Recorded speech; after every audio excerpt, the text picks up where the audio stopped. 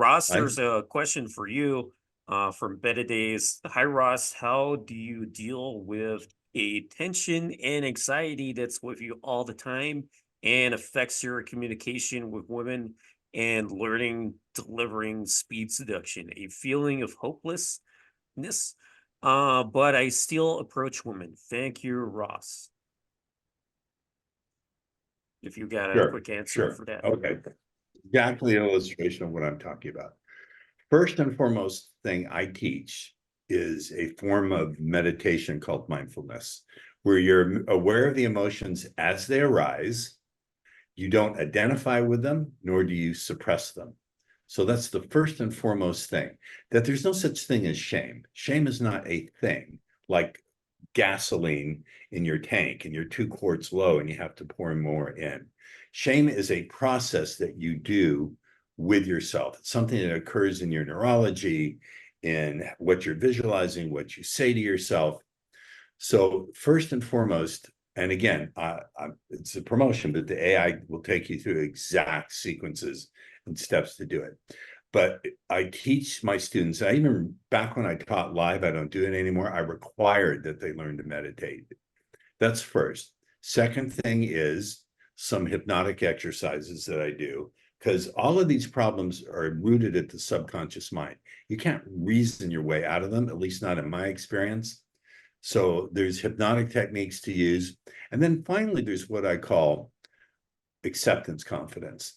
So there's what I would call performance confidence. You've done something 10,000 times, so you're reasonably sure you'll do it right again. There's imagination confidence, where you imagine it in your mind.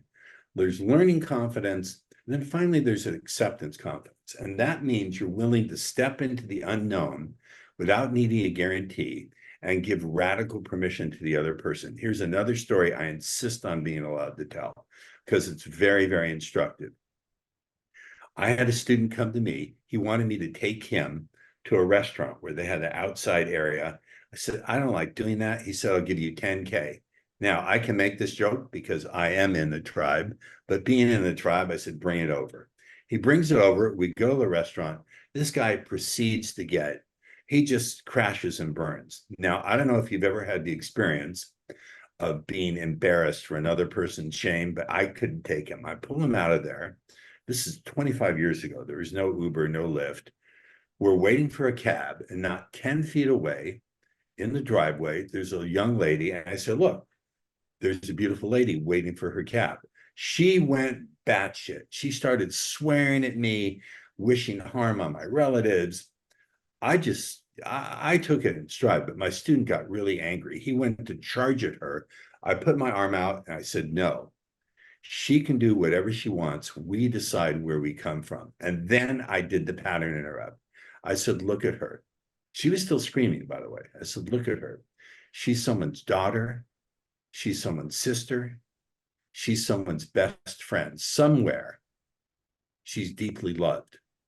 Now, she stopped screaming. There was a moment of confusion. She burst into tears, ran over to me, threw her arms around me, and was sobbing and said, that was the most loving thing I've ever heard anyone say to me. I feel such love for you and such a connection with you. What's your name? Blah, blah, blah, blah, blah. And then et cetera, et cetera. But what enabled me to do that?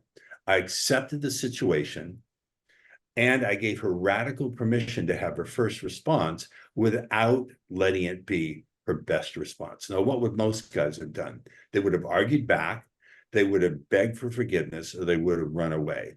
I interrupted her pattern, but what made it possible was that acceptance confidence. So that's the final piece in the puzzle, to learn to have acceptance confidence, because you're not going to get performance confidence until you've done a lot of performing. Oftentimes, this approach anxiety comes about because guys are waiting for performance confidence, but you can't have it until you perform.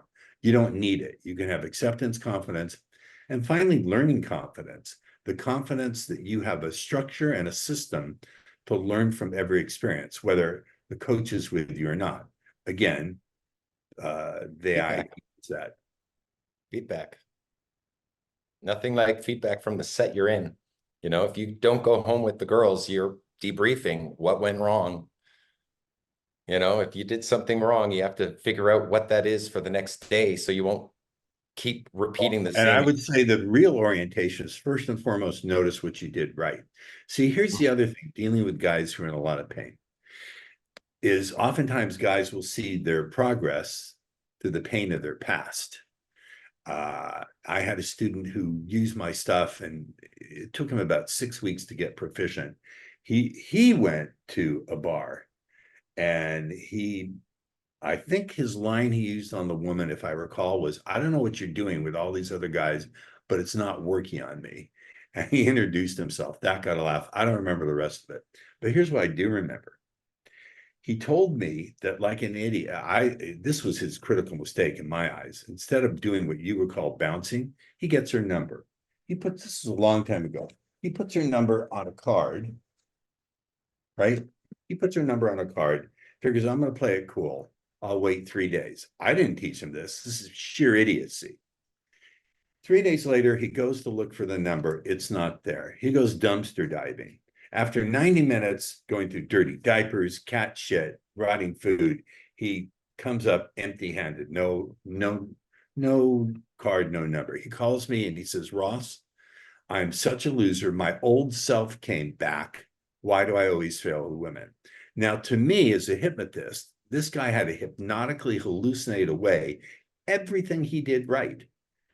All he could see is the mistake, because he was looking at all that progress, getting confident, going up, opening the girl, as you would say, doing my language patterns to get her aroused, making out with her, all of that. But all he saw was the mistake. So my point is, in order to learn proficiently, you have to have a system in place, an inner game in place that guarantees you're not going to be seeing your progress through the pain of your past. And that's another thing to answer this guy about his anxiety. That's probably his other problem. He doesn't really even have an anxiety problem. He has a shitty learning strategy.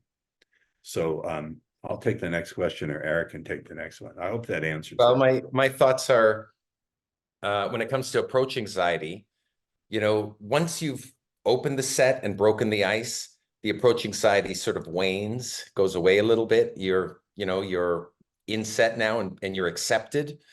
But before then, you could be, threatened by the future projection of a negative interaction, right?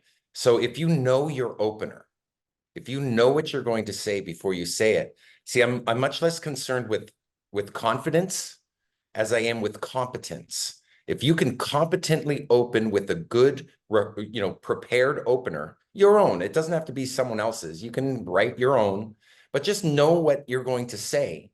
It's going to reduce your approach anxiety quite dramatically. It really seems to help push my students forward when they know what they're going to say.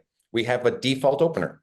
We each choose one before we begin our night, just in I case. don't think there is approach anxiety. I think there's opportunity hesitation. The Okay. minute I get that idea into a student's head that it's not approach anxiety, it's opportunity hesitation, and they buy Yeah. into that frame, either because I've installed it hypnotically or I've cleverly woven it into a story, 50% of the problem goes away. Again, the way you language things structures what you're going to be able to do, because language structures consciousness, shapes decisions, drives behavior.